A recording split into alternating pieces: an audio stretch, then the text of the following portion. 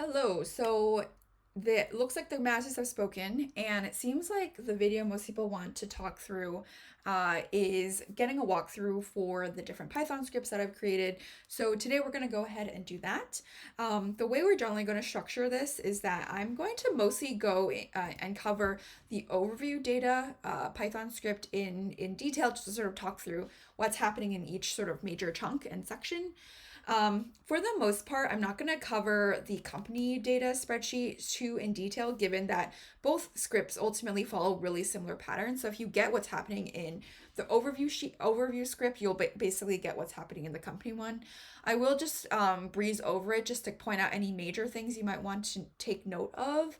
But yeah, for the most part, we'll just go over this. We'll be jumping back and forth actually between this going through this script and actually some of the developer docs, given that we're actually sort of looking directly at what the endpoints and what data is being returned and stuff like that. So yeah, that's basically how we're going to spend today in this video. So starting up at the very top, just to cover some of the major dependencies that we use and skim over this really quickly. So configs is basically just a file that we have that includes all of our specific configuration data. So the API key that you're using for whatever service you're running, the spreadsheet keys that you might have for your Google Sheets.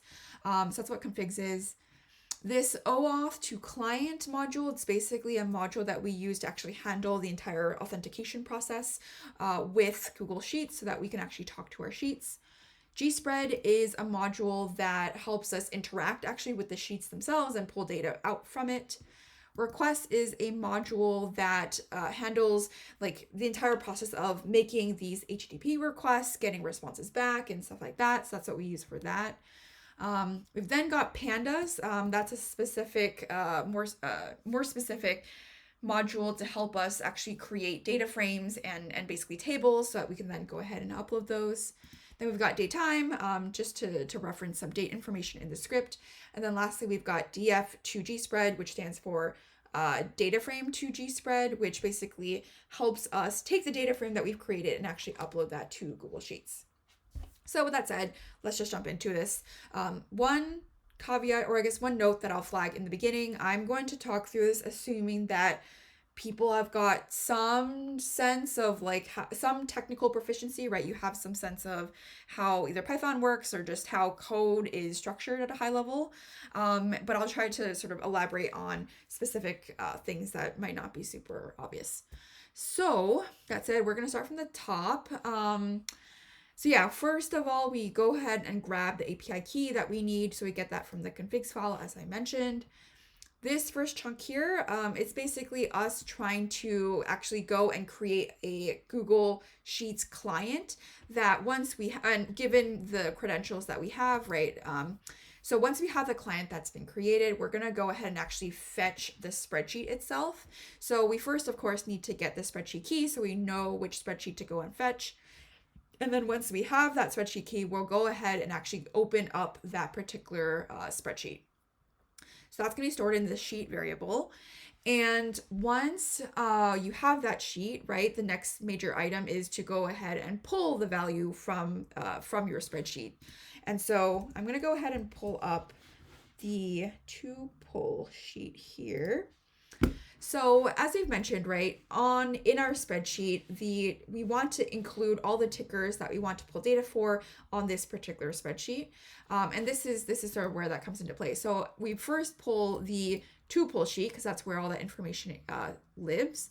And then we're going to go ahead and pull the values from some of these different columns. So first of all, we're going to pull the first column, right? That is this column here of all the different tickers that we want to pull data for. One small note for those that are not super familiar with Python syntax is this basically just tells us, because I know that there is a header here and I don't want to actually pull data for the word stock. This syntax just basically says, pull everything but drop the first item in this list and give me everything after that. So I pull the different tickers that I want to pull data for.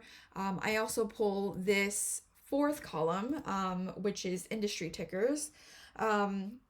an old iteration of some of my spreadsheets, I think I basically just passed the industries, and then here in the Python sheet, in the Python script, that's where I actually go and fetch what actual tickers correspond to those industries. But I've kind of updated this since, because I wanted a little bit more control over what specific tickers I wanted to pull for a given industry. So yeah, that's just sort of why this is maybe looks a little bit different. I guess just to sort of talk through like what that might, like what that means. So let's just pull a random new industry here. I'm going to say agriculture. So I've got this updated, actually that does not give us a lot. Okay, we'll add back discount stores. So this query basically gives me, here are all of the different companies and the tickers and the market caps for all the industries that are listed here. And then what I now do is I basically go through this list and I decide, okay, of this list, which ones do I actually want to pull, and I'll like go ahead and subtract out the ones I don't want. Anyway, you don't have to necessarily do that. But that's basically what I'm doing here. So I basically go ahead and pull all of the industry tickers that I've updated. And then I've got this like separate exclude list, because I guess I've gone through and I've realized there are some tickers that just don't have very much data in the system. So I'm just going to exclude those because I don't care about them. And the last thing is I also pull the third column, which is my list of ETFs that I'm tracking. And so these basically map to, all of these tickers basically map to a lot of the data on this sheet, because it basically lists out like all of the different ETFs that I'm tracking for every single part of this spreadsheet. So anyway, that is I've gone ahead, I pulled all the data that I need from this sheet. And now the next major step in this next section is more so about, okay, how do I then go ahead and like process all this information and get to something that I actually will use, right? So what I first do is I go ahead and combine tickers and my industry tickers, and I combine them together. For those that aren't as familiar with Python syntax, like this looks a little weird. What this is basically just a shorthand for this. So tickers equals tickers plus industry tickers. So it's just a shorthand in case you don't get what that means. It's basically the same as adding, like you're reassigning the variable to that plus something else, because I use that a couple times in this. So anyway, that's what that is doing. You combine them first, and then this line, it's basically trying to dedupe any potential duplicate values in the updated array. So because sets, so what I do is I turn this list into a set, which automatically dedupes any potential duplicate values in my array. Then I turn that back into an array or list. So that's what that part is. And then this last section here is one to just remove any blanks. So before I include a ticker, I'll make sure that it's not blank, right? So there actually is a ticker and a stock that's listed there. And I'll also make sure that it's not in my list of like exclude items as well. And so yeah, I basically dump all these values into an interim array, and then I update tickers to become that interim array. So that is what that section is. So now at this particular point, I have got all of the tickers that I want to pull. And now at this point, this next section in this bottom part is around, okay, now that we have that, how do we also figure out what additional variables and sort of setup items do we need to do before we actually go ahead and call these endpoints and make these calls and collect this data. So typically for the overview sheet, right, because I don't need very much historical data, let me just pull this up. Because I don't really need much historical data. I just need like what is the latest like income statement, the last cash flow statement, so I can fill in these values and like the last like setup information for some of these key metrics and stuff like that. So I typically have one. In this case, because I'm trying to demo how this is working, I'm just going to set this to be 2 so you can see how I would add multiple rows.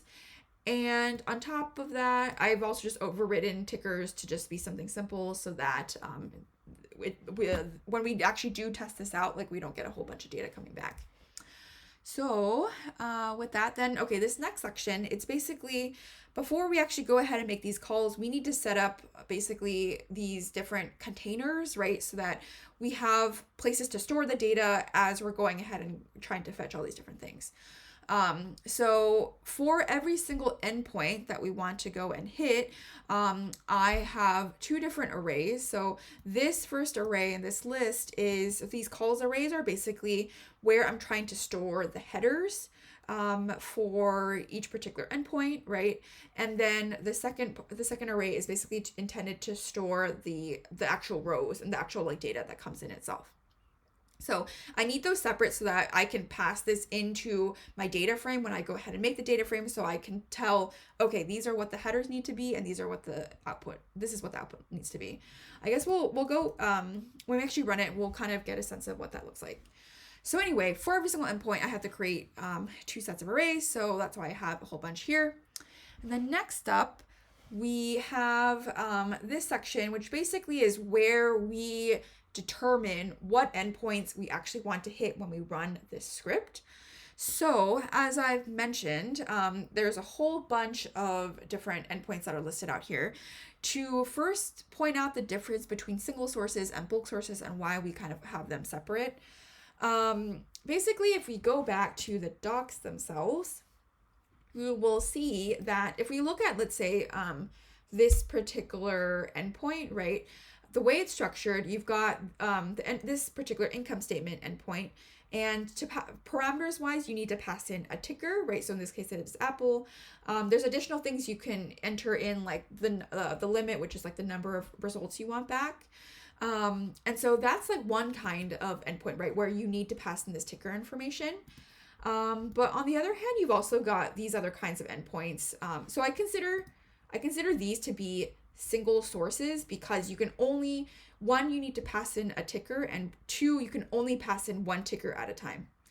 And so that's why, so that includes like the income statement endpoint, the cash flow statement, and then both of these ratios and key metrics, trailing 12-month endpoint. So all of these can only take, needs to pass in a ticker, and and on top of that, you can only pass in one at a time.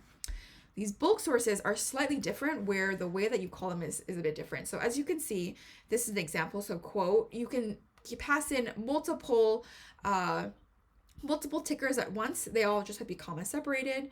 But yeah, so it's possible to send in all of those at the same time. And then we've also got this last sort of category where you basically also, for this, you actually don't pass in any ticker information at all. You just it's just this like one endpoint that you hit, and it gives you everything back in return. The reason why I separate these, so single sources is separate from bulk sources, because effectively single sources I need to call multiple times, right? Because I need, for every single ticker that I need to get data for, I need to call that particular source, like the number, like however, so let's say I have 3 tickers in my tickers array. I need to call this income statement endpoint 3 times, one time for each ticker in my array. The difference is between that and bulk sources, where for these, because I know I can call it only once, like whether it's because I don't need to include tickers, or 2, because I can pass in all the tickers at once, I only need to call these once, which is why I sort of separated these out. There's a cleaner way to do it where you don't need to be so like heavy-handed with this, but that's just the way it is so far.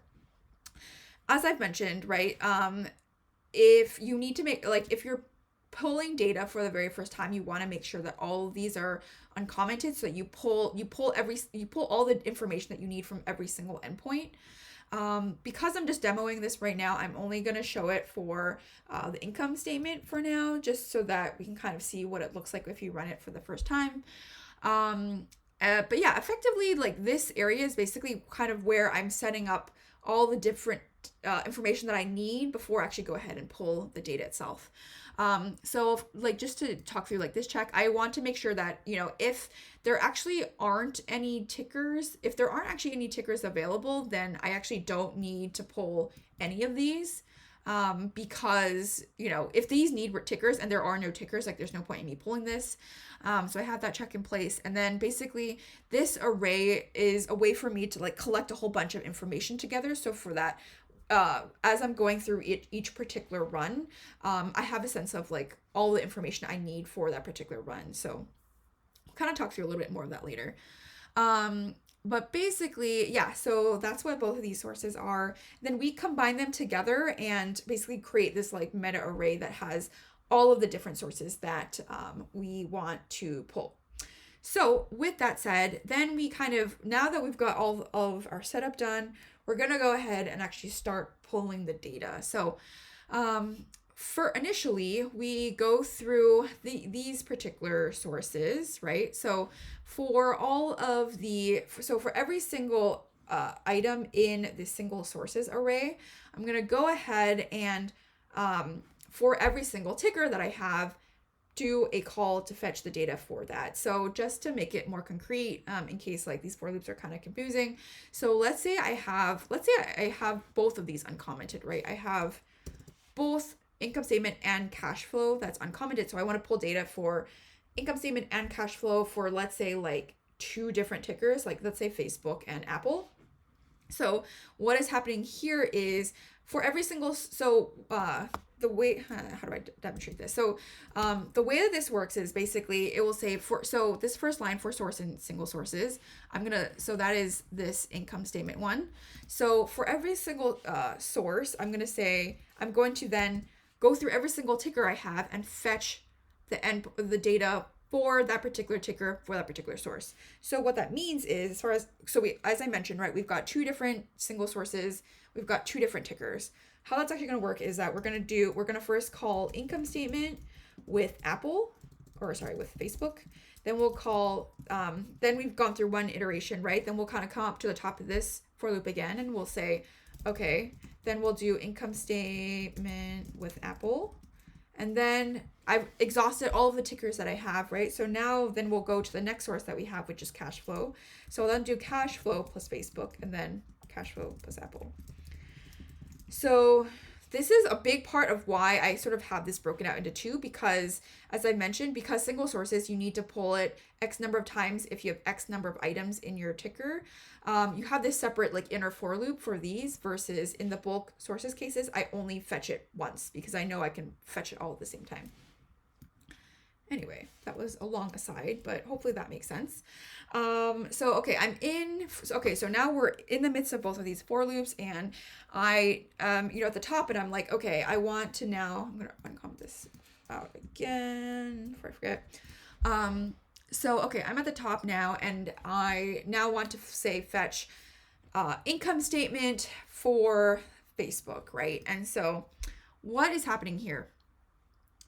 Basically at the very top, I just, I save this, is it this one? No, I save this and this.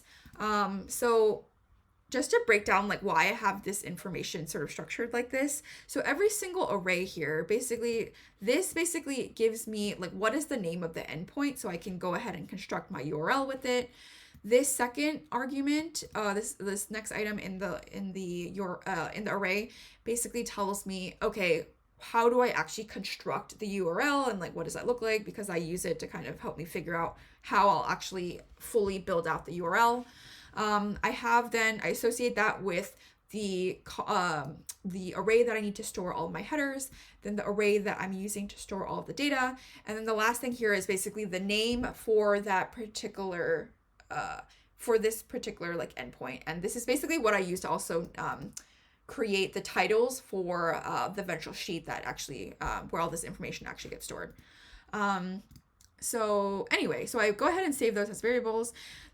So the major high level step for what you're trying to do with each iteration and each run is that you're going to go ahead and first configure the URL. So you figure out, okay, what does that URL need to look like? Once you have that URL, you go ahead and actually go fetch the data from that URL using that request module that we talked about.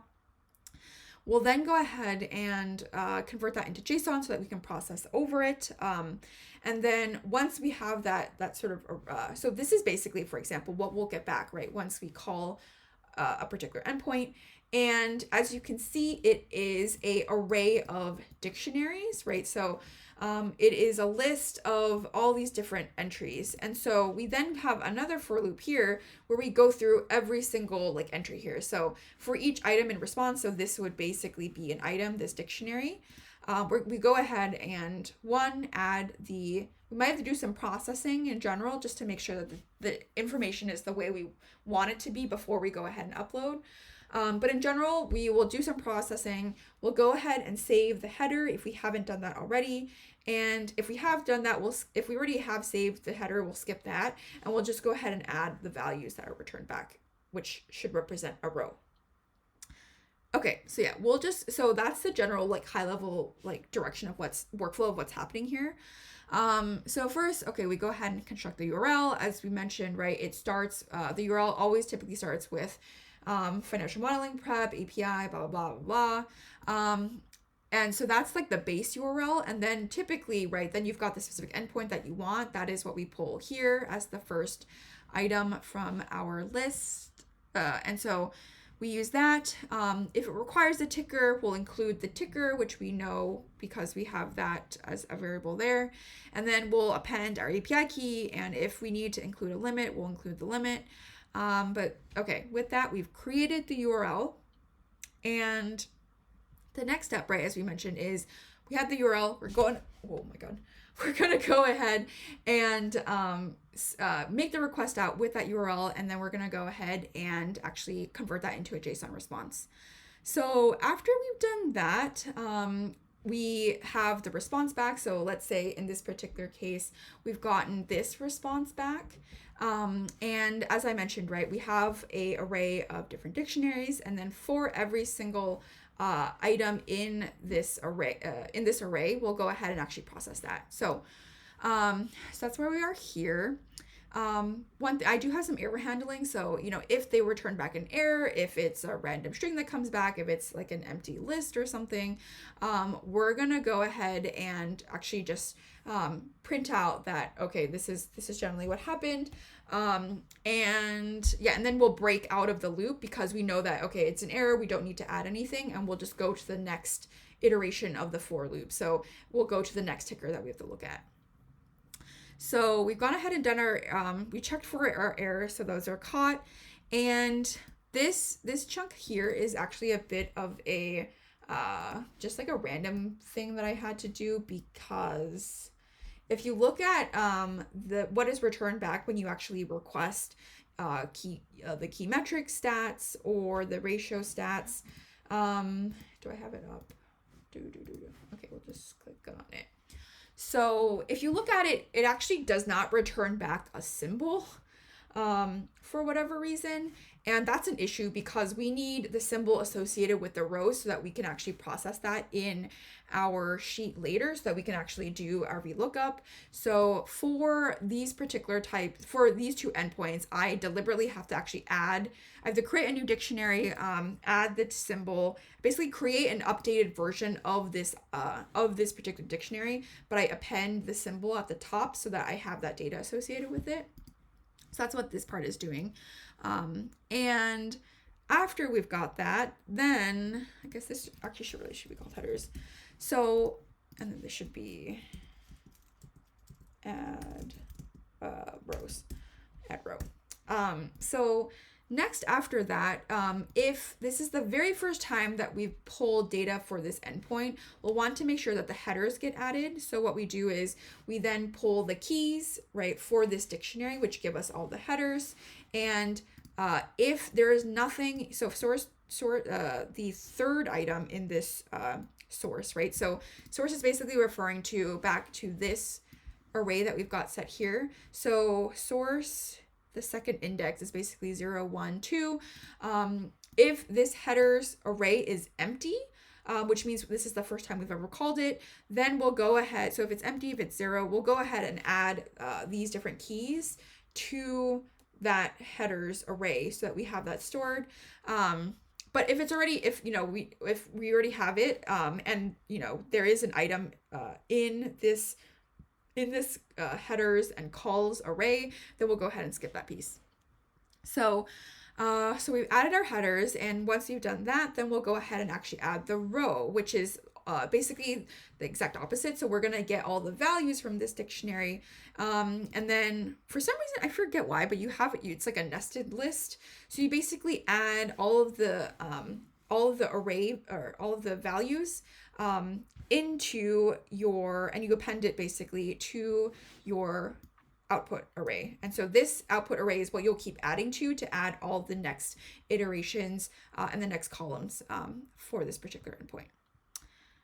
So with that said, that basically is kind of the meat of what you're trying to do. You're just going through a more example with multiple examples, or an example with multiple items in it. Basically, as you iterate through every single item in this array, you'll go ahead and add. So initially, so the very first run, we'll add this, the headers, which is the keys. We'll add the first row, which is all the values. And then for all the additional items, so for every single additional iteration in this for loop, we will only include the values so that we store all of those. So that's basically what's happening in a nutshell there.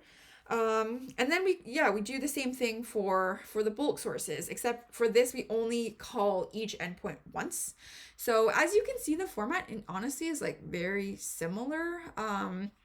And so, yeah, once again, here's all this logic to configure the URLs depending on what we need to do.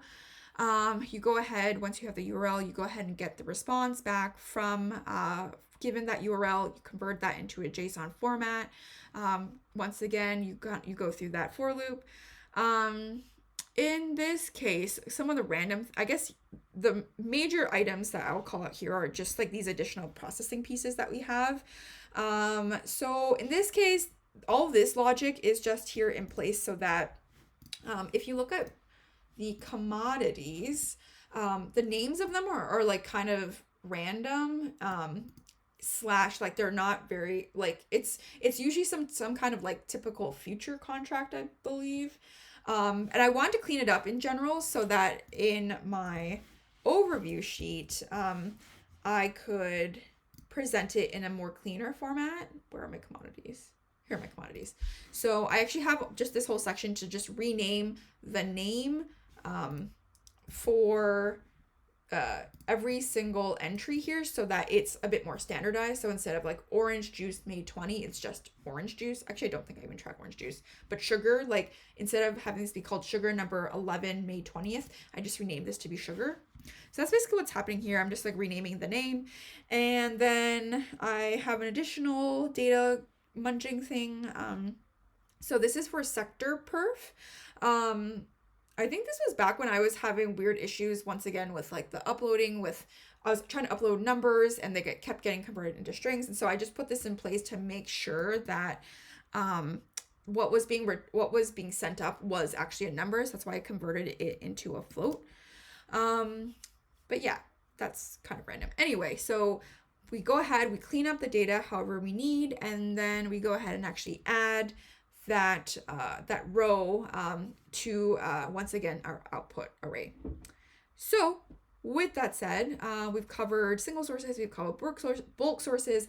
At this point, we've pulled all the data that we need, and now we're just in the final stretch. So I guess these are commented out, but so I guess an aside here is that when I'm debugging, it's extremely manual, so I just end up putting print statements everywhere to figure out like where things are going wrong. So I have this commented out now, but typically sometimes if I just want to validate that what I'm getting back is correct, I'll sometimes uncomment this.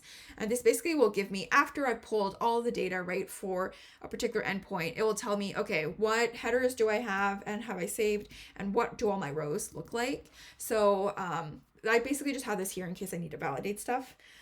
And then, so we validated it, everything looks good. The last step is basically just to, 1, dump all the information into a data frame so that 2, we can go ahead and actually upload it. So once again, for every single source, right? So for every single like endpoint that we were hitting, what we need to do is take source 2, as we remember, right, is the headers array. Source 3 is the output array. And so basically we pass in the columns argument, which is the headers, and then we pass in the actual rows themselves, which will create for us a table. And once we have that table, this is just an optimization that I have in place. You don't actually need to do any of this, but I only have this in place because if we go back, one trick thing is that for all these different endpoints, I actually saved all the values that get returned back into this planning sheet so I think this is available on both my overview and my company sheet.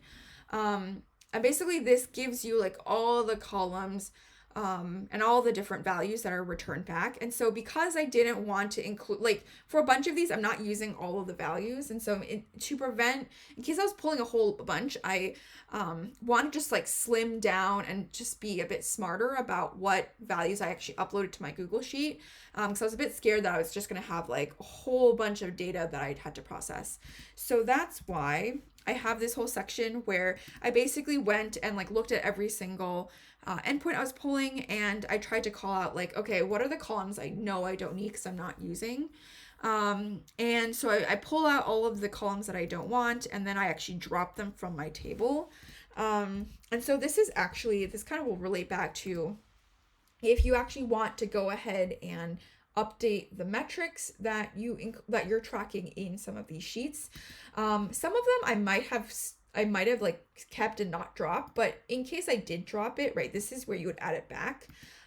So like say here, I can run through a concrete example. So let's say quotes, right? I decided to drop columns 5, 6, blah, blah, blah, blah.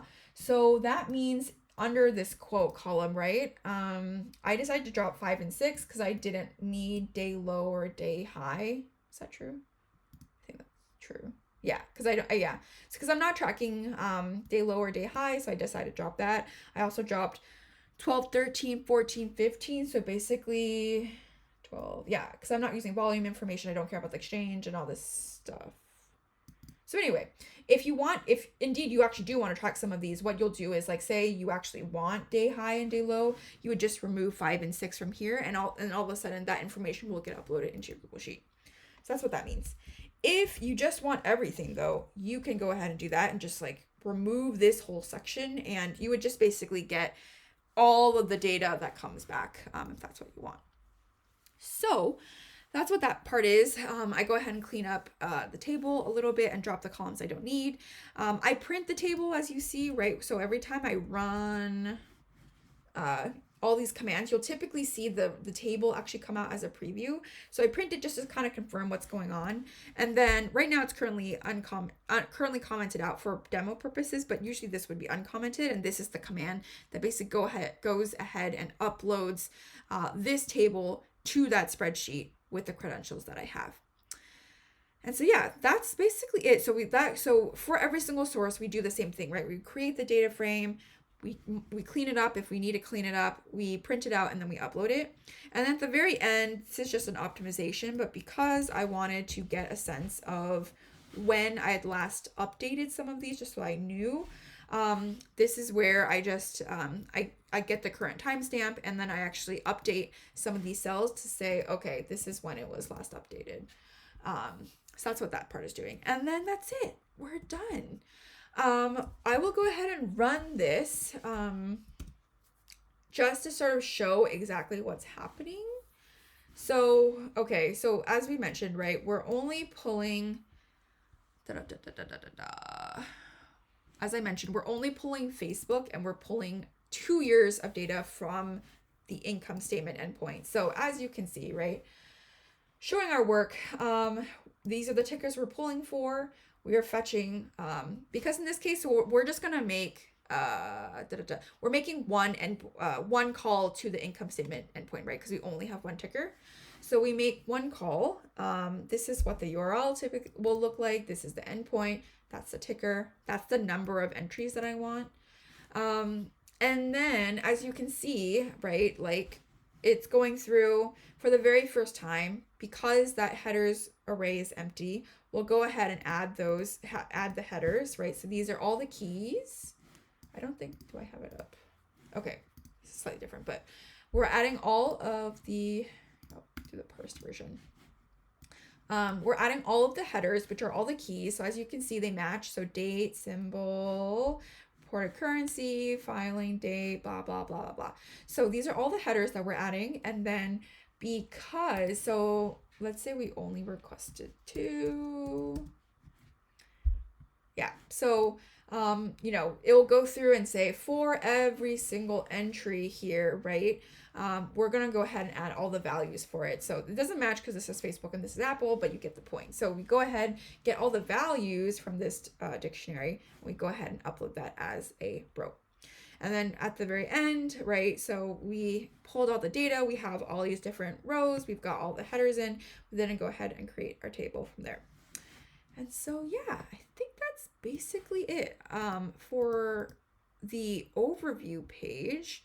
Let me just check against my agenda.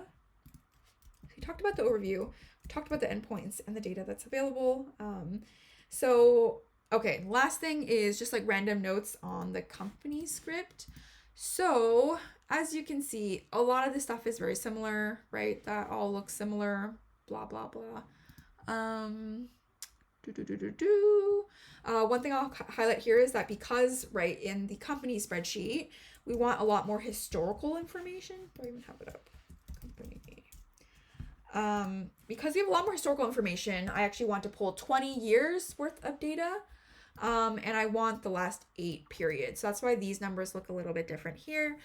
Outside of that, these are all the same. The different endpoints that you're pulling are slightly different, given that it's different. We need different sets of data. So the general format is kind of the same. Oh, okay. So what else? Okay, so the one of the differences is that in the in the overview page, because we're only pulling fiscal year data, it's like fairly straightforward. But in the company spreadsheet, because we're looking for both period, like quarterly data plus fiscal year data, we have to make slightly different calls and then combine them together so they get all included. So just to illustrate that, so do I have? Okay. So if you look at our income, all our income data, right, like you will see that we have a whole, like we've got our 20 years of fiscal data for Apple, and then we've got 8 periods of the last quarterly statements for Apple. And so we have to, that's why there's like a little bit of a weird, there's like some custom logic here. So basically I denote, okay, which are the endpoints that need, that I need to pull like quarterly data for. And so for those particular endpoints, I have to make, while I make, so I preserve this call to make the standard like fiscal year call, and the annual data. And then I create this whole separate additional if statement to do another call that is basically the same call plus, but I will, but because, so when you pull the quarterly data, you have to just add another parameter like quarter equals blah, and then you just say how many quarterly reports and data sets that, or how many items that you want to get back. And so I create this so we do 2 calls basically. So I call, I get the URL and I fetch the data for my annual year data, and then I go ahead and fetch it also for the quarterly data. And then what I do is, so we run into a similar situation again with, if we look at, oh shoot, can I see it? Okay, I can see it. Okay, so we run into a similar situation here. So we do have the symbol, which is good, but it does not tell you, actually, if you look at it, it doesn't tell you, if I were just to look at this, it doesn't tell me whether this is a fiscal, like, if you actually, okay, if we look at the annual metrics, actually it doesn't tell me for this either. So if you look, do I have, okay, so if you look at, like, for example, the income statement results I get back, they tell you what the period is, right? It tells you, okay, this is the fiscal year, blah. Because for the key metrics and the ratios ones, they're not financial statements, so they just tell you what the date is. And so because of that, I don't have a sense of what period this is for, whether this is like a fiscal, like for a particular period or something like that. And so because of it, like, okay, yeah, because when I'm pulling my quarter data, right, like, as you can see, here's the data from December of last year, data from September of last year. I have to do some special processing to add back the period, right? So So in both cases, if it's quarterly data, I have to, so this is what happens in this part of the logic, but basically I have to try and calculate, okay, given this date, what quarter do I think it is? And then I add that as the period, and I add that period parameter in. And then if I'm pulling it, so this is the annual year, right? If I'm pulling for the annual year, I'll just go ahead and add period is FY, which is that fiscal year. And so that allows me to get, so income already, as we mentioned, right, automatically gives it to you. But if we look at our key metrics, this allows us to also have the fiscal year and the quarterly data, so we can do the proper VLOOKUPs when we actually create our spreadsheets. Okay, so with that said, I think that's probably the biggest change. You have to kind of factor for that. Outside of that, I think everything else is basically the same. So once again, we have to do all this munging ahead of time so that we have all the right data when we actually process each item. But once we have it, then for every single item, we do a similar thing, right? So we go ahead, we add back the symbol if we need to add the symbol. We add, this is the part where, yeah, I think we're adding, what is happening here? I think, oh, okay, yeah. So this is just a specific like side thing where I call one of the endpoints to get the shares data. This is actually quite unreliable. I don't know how accurate this is, but because I think that's the financial growth. No, it's financial statements as reported, I think. Because I tried to, I don't see it. Why is this? Okay, I'm just gonna skip over that. But basically, I try to pull share data from this like really long list of from this endpoint that gives a bunch of stuff back. So I just basically tried to shortcut a bunch of that and just say, okay, I only care about that particular ticker, the number of stock shares outstanding, and I just like save that as my list. So once again, I do a similar thing. I add back this should really be headers. So I add my headers back. I tried for some reason, I guess, yeah, I tried to clean and make, if it is a float, I tried to make that into a float. If not, I just sort of skip over that. And then as similar to what we talked about last time, I go ahead and add those rows back. Okay, so I was able to be a bit smarter this time. So instead of having two like sets of for loops, I just set this condition so that if I know I only need to run it once, I will just break out of this for loop, and yeah, and be done with it. So anyway, everything else is basically the same. Yeah, so we create the data frame, print it out, upload it. I have the sleep in here because I was running, I don't know how prevalent this is, but I was running into issues where I was running into Google Sheets like throttles. So I built in, you might not need it, so you could probably remove it so that the script runs faster, but I have just included it in here so I don't run into it. So that's why that is there. So yeah, as far as API based scripts go, that is basically it. I hope that makes sense.